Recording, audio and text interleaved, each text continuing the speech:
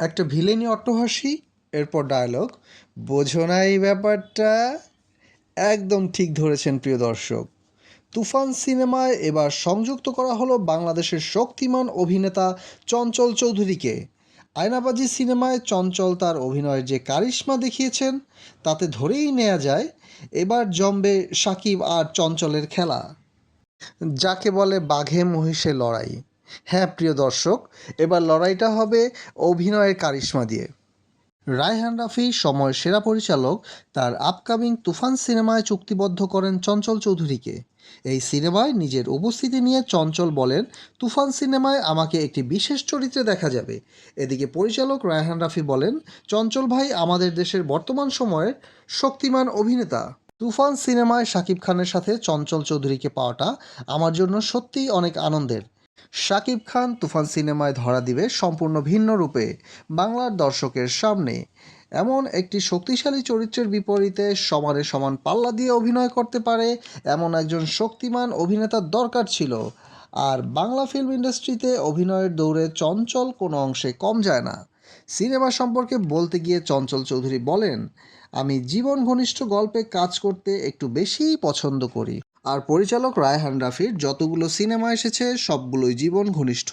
সময়ের সাথে সাথে সিনেমায় রাজত্ব করতে করতে মেগা স্টার হয়ে দাঁড়িয়েছেন কিং খান শাকিব খান। আর অপরদিকে বিভিন্ন চরিত্রে অভিনয় করার ভাঙাগড়ার মধ্যে দিয়ে চঞ্চল হয়ে উঠেছেন একজন সক্ষম এবং দক্ষ অভিনেতা।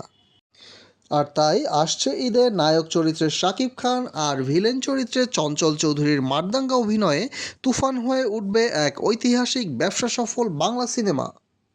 প্রিয় দর্শক, আপনারা ইতোমধ্যে জেনেছেন যে তুফান সিনেমায় বিভিন্ন দৃশ্য ধারণের কাজ করবে বাহুবলী তামিল সিনেমার টেকনিশিয়ানরা। তাই ধারণা করা যায় যে এবার ঈদে তুফান সিনেমা অতীতের সব রেকর্ড ভেঙে দিয়ে বাংলা সিনেমায় বোমা ফাটাবে, আলোড়ন তৈরি করবে সমগ্র বাংলা ফিল্ম ইন্ডাস্ট্রিতে।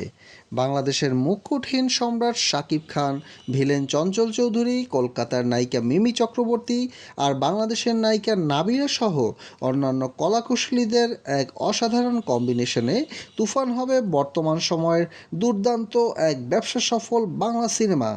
তুফান হবে 60-এর দশকের রিয়েলিস্টিক অ্যাকশন এবং ধামাকা সিনেমা। আর শুধু তাই নয়, এই সিনেমার মাধ্যমে আমাদের কিং খান অর্থাৎ শাকিব খান পৌঁছে যেতে চান 100 কোটির ক্লাবে। অতএব দর্শক বিপুল উত্তেজনা নিয়ে অপেক্ষা করতে থাকুন তুফান সিনেমার জন্য। ইতোমধ্যে শাকিব খানের রাজকুমার সিনেমাটি দর্শক জনপ্রিয়তা পেয়েছে বাংলাদেশের বাহিরে সমগ্র বিশ্বে বাঙালি ভাষাভাষীদের মাঝখানে। আর তাই এটা নিশ্চিত যে পরবর্তী বোমা ফাটাবে তুফান।